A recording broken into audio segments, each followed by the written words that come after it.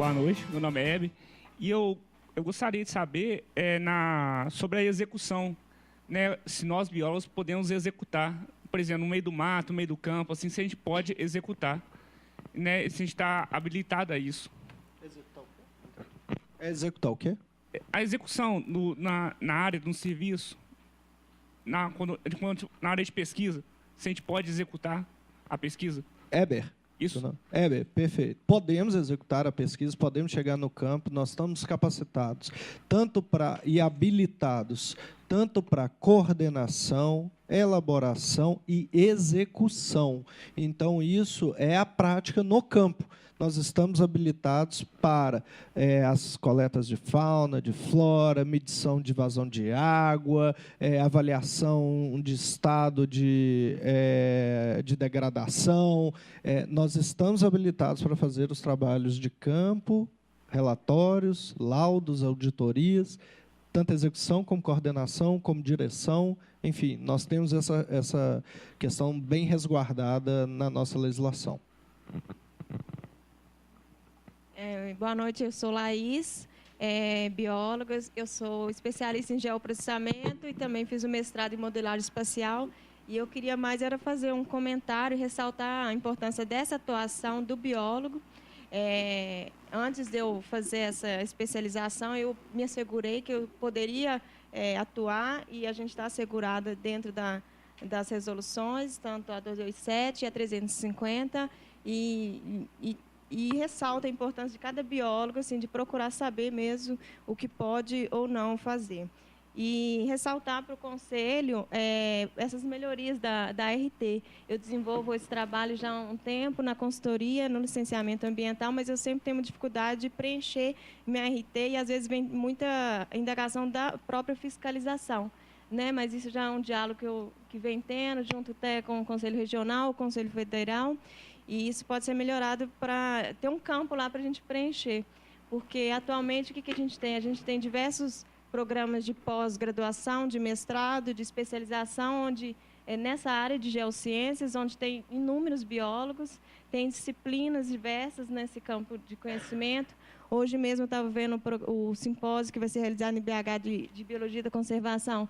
Pelo menos, rapidamente, que eu olhei, pelo menos 3 minicursos são nessa área da geotecnologia, e o avanço está sendo rápido, e o biólogo tem atuação para isso, tem competência, né? Hoje, atualmente, também tem diversos editais de órgãos públicos, IEF e ICMBio, que, como requisito, exige um biólogo com especialização em geoprocessamento, com modelagem espacial. Então, é mais ressaltar essa importância mesmo. Muito bem lembrado, Laís, a questão do geoprocessamento, a área fundamental, né, de atuação do biólogo, e aí também tudo a ver com a questão que o amigo aqui perguntou sobre as questões de biogeografia, os estudos de distribuição de espécies, esses programas do Maxent, os estudos, né, que são aí em cada momento essenciais no desenvolvimento dos estudos para o licenciamento ambiental, né? Muito bem lembrado. Bom, seguinte, a demanda de geoprocessamento como área de atuação do biólogo, ela já foi encaminhada pelo regional ao CFBio, então está em análise. O nosso sonho, aliás, inclusive já façam propaganda, todo mundo quando for embora tem que levar esse folderzinho, está ali na saída, né? Que tem a 227, tem várias orientações aqui. A nossa intenção é que aqui esteja também, entre as 87 áreas de atuação, o geoprocessamento, aplicado à biodiversidade, aplicado à saúde, né? Essa demanda está em análise junto ao nosso Conselho Federal. Tá? Eu queria só aproveitar e passar uma pergunta aqui, olha, vou pedir mais agilidade nas respostas, né? Porque tem várias perguntas aqui de gente de fora e aqui do auditório também, do Leandro Lima, de Araxá. Ele gostaria que abordasse a atuação no gerenciamento de recursos hídricos, principalmente na elaboração de processos de outorga e inventário florestal. Apesar de respaldo legal, sempre há questionamento por parte dos analistas ambientais em Minas Gerais. É o problema da recursos hídricos e outorga. Nós temos uma portaria, o Igor está aqui?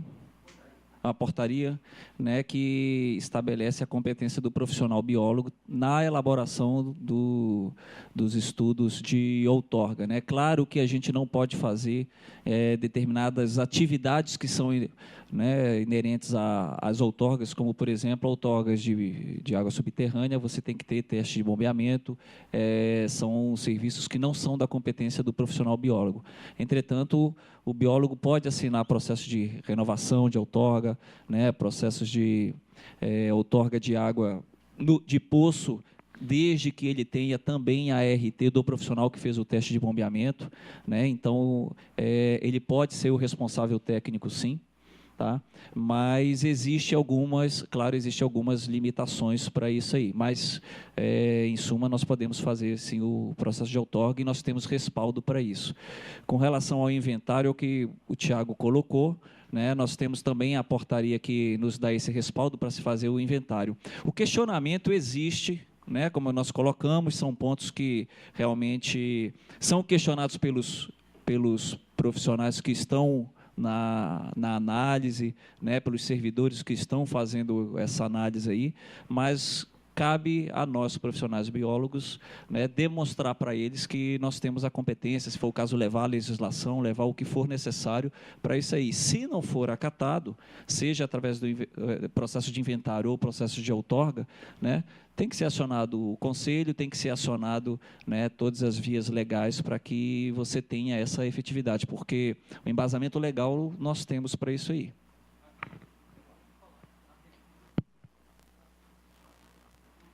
Ah, sim.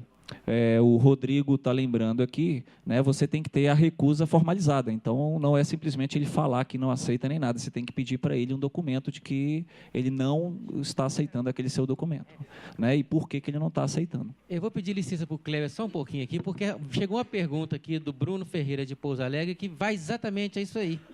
Caso o biólogo seja questionado pelo órgão, qual legislação devo apresentar? Três legislações básicas, Bruno, que o biólogo tem que andar com ela debaixo do braço.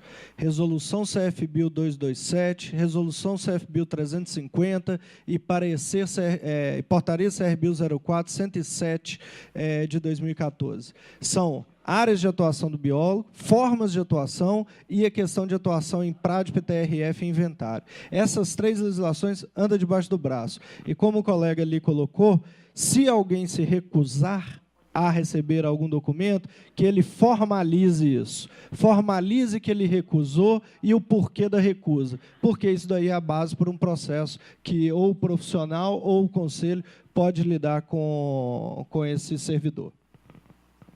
Boa noite, meu nome é Cleverson. Eu queria parabenizar pela palestra e todo mundo do CRB. E minha pergunta é a seguinte, o que já vem me incomodando tem muito tempo, desde a época que eu fiz graduação e fiz pós em licenciamento também, é a questão da recuperação das áreas degradadas com espécie exótica. No caso de mineradora que coloca com eucalipto, né? Quem sempre está vendo aí. E se nessa parte tem alguma lei que exige o manejo dessas espécies exóticas para essa parte só de recuperar só com espécie exótica, não com as espécies nativas que tinham ali antes. Se existe alguma lei para isso. Cleverson, ótima questão. Questão de PRADs e recuperação. Bom, vamos lá. Hoje, o Código Florestal, né, federal, e aí em reflexo nosso mineiro, permite a utilização de espécies exóticas para a recuperação de algumas áreas. Bom, e aí a gente entra na questão de ética, bom senso, entra em várias questões. Idealmente, as recuperações têm que ser feitas com espécies nativas da região, com atração para avifauna, ok. Só que em determinados momentos, você precisa de um grau de agressividade, para você ter cobertura de solo, que espécies nativas não vão te propiciar. Então, você pode fazer mão do uso de espécies exóticas, mas não de espécies exóticas que também vão dominar a paisagem e vão substituir as nativas. Se você tiver de fazer um uso de um sistema agroflorestal, se você tiver que fazer o uso como quando você vai fazer a recuperação de APP, você botar algumas espécies também para você ter rendimento econômico de APP ou de reserva legal, para você ter aproveitamento econômico, ok. O que não pode é você usar uma espécie onde aquela espécie vai ter uma dominância sobre as espécies nativas.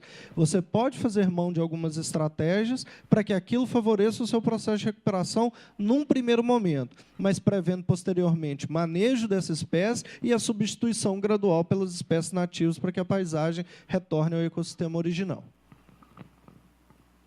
Bom, boa noite a todos. Eu sou biólogo também, eu trabalho no IF. Então, eu só estava colocando aqui para o Bruce, que eu não sei a pergunta em relação a outros estados, mas existe a lei sobre processo administrativo.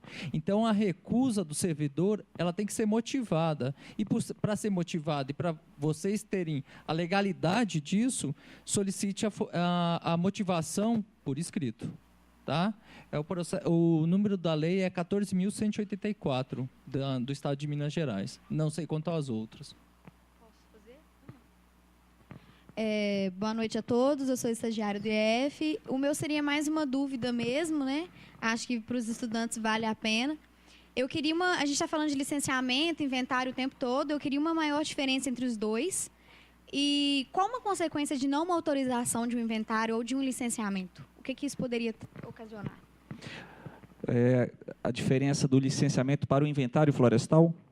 Isso, a diferença entre os dois. Tá, o licenciamento você está fazendo um processo administrativo para regularização daquela atividade, seja industrial, seja agro-silvopastoril, tá? Onde você vai ter os estudos ambientais, o RADA, o EIA-RIMA, o RCA, o PCA. Tá? Na questão do inventário florestal, na verdade, é um procedimento, quando a gente fala do inventário florestal, é um procedimento que você, principalmente para o IEF, você vai requerer supressão de vegetação ou intervenção em determinada área e você precisa fazer esse inventário. O inventário florístico, você vai identificar aquelas espécies que vão sofrer a intervenção, né? Você identifica tanto as espécies, CAP, você vai fazer todo o volume, né, daquela área e pode ser, inclusive, o inventário pode ser um dos itens que estejam fazendo parte do processo de licenciamento. No licenciamento, você pode estar regularizando aquela atividade, você pode estar fazendo o processo de outorga, regularizando o recurso hídrico, como você pode estar regularizando também uma intervenção ambiental, né, na flora, através de um inventário. E qual a consequência de uma não autorização de inventário ou um licenciamento? Principalmente para um inventário na questão empresarial. Tá. A não autorização no inventário significa que você não pode intervir naquela área, você não tem autorização para intervir naquela área. Mas nós qual temos a consequência disso? O empreendedor não vai poder executar, que ele vai ter que achar uma outra alternativa. Mas Ou isso seja, é burlado muitas vezes, né? Você fala como? Da questão do empreendedor, muitas vezes isso é burlado. Olha, a questão do empreendedor burlar, isso acontece em todos os campos, não só na parte do inventário florestal, como acontece em várias outras áreas. Outorgas, né? Ele tira uma outorga para uma vazão, ele pode estar captando uma outra vazão diferente. O que deve ser intensificado, tanto pelo Estado, pela polícia, né, pelos fiscais, é realmente a identificação dessas falhas, né? Ou que o sistema mude, porque eu acho que o nosso sistema de licenciamento ainda é muito falho e muito frágil, ele peca nessas questões, né? Ele te licencia, ele te exige te coloca uma dificuldade ou te exige uma série de informações e de estudos para você fazer o licenciamento, entretanto, o acompanhamento daquela atividade é fraco. Depois que ele obtém a licença, né, a fiscalização se aquilo está sendo cumprido realmente é fraco. E isso acontece no âmbito do licenciamento, quanto no âmbito da intervenção. Acontece sim dele ter o inventário dele negado, quer dizer, o pedido dele não é um inventário, mas seria o pedido de intervenção ambiental negado, a DAIA dele é negada, e aí pode acontecer dele fazer uma supressão ilegal, então acho que cabe a aplicação da nossa legislação, né? A gente tem uma legislação muito rica, a nossa legislação, acho que ela é muito detalhista, eu particularmente acho que não precisaria ser tanto assim, eu sou a favor de uma legislação talvez, né, mais simplista, mas enfim, eu acho que a aplicação da lei é que deve ser intensificada realmente para essas questões. Só talvez o que a Isabel, na verdade, trabalha com a gente lá no IEF, ela trabalha na gerência de projetos e pesquisas, onde eu trabalho, e talvez o que ela lógico, tem um inventário florestal, mas a gente tem autorização para inventariamento para compor o estudo de impacto ambiental. Quem autoriza é o IEF, entende? Então, mesmo quando você vai fazer o estudo de impacto ambiental, você tem que ter autorização para a coleta de fauna, por exemplo, entende? E isso é importante. Isso hoje no Estado é um pouco confuso, até uma coisa que a gente tem debatido no Conselho, é que quem faz hoje até quero debater com vocês mais para frente, mas quem faz é o IEF, mas a SEMAD estuda faz o licenciamento em si e avalia o estudo de impacto ambiental. Bem, só dando alguns recados aqui, né? O Bruno Ferreira, lá de Pouso Alegre, ele faz uma pergunta aqui muito interessante sobre mapas de caracterização de área, até quando o biólogo pode fazer. Bruno, nós vamos te encaminhar a resposta, tá? Na página do Face ou então por e-mail. O Leandro Lima, ele faz um questionamento, de Araxá, ele faz um questionamento muito interessante sobre a questão do modo de preenchimento da ART, né? Você vai ter a sua resposta também por e-mail. É um questionamento muito interessante que tem a ver com a forma de alimentar o sistema, tá? Então, em vez de ele questiona por que eu trabalho com gestão ambiental, eu tenho que colocar ecologia. Você vai ser respondido e isso aí é uma questão que a gente já sabe que tem que ser melhorada. E o Vinícius Feitosa, de Juazeiro, ele queria que a gente comentasse sobre as bolsas para recém-formados. O que foi falado aqui foi de Minas Gerais, né? Nós vamos responder para você também, viu, Vinícius? Como é que funciona aqui em Minas Gerais. Vamos torcer para ir em Juazeiro. Tem uma FAPEMIG, de Pernambuco, né? Que possa te ajudar nisso também.